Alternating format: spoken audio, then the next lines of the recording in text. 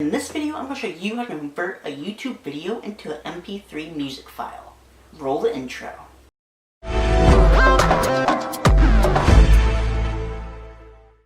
Start by going to YouTube, then find the music video you'd like to turn into a music file. Then go to the URL. If you're an Apple user, Command-C to copy.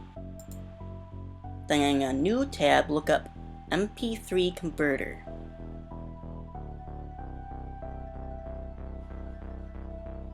Then go to YouTube to mp3 converter. Then Command-V to paste the URL, then convert.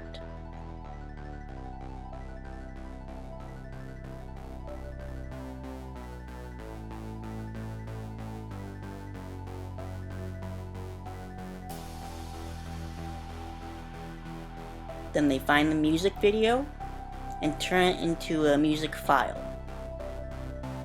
Then press download.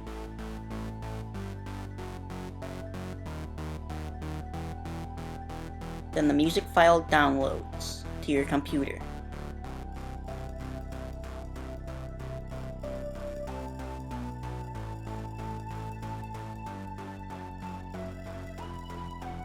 Then open.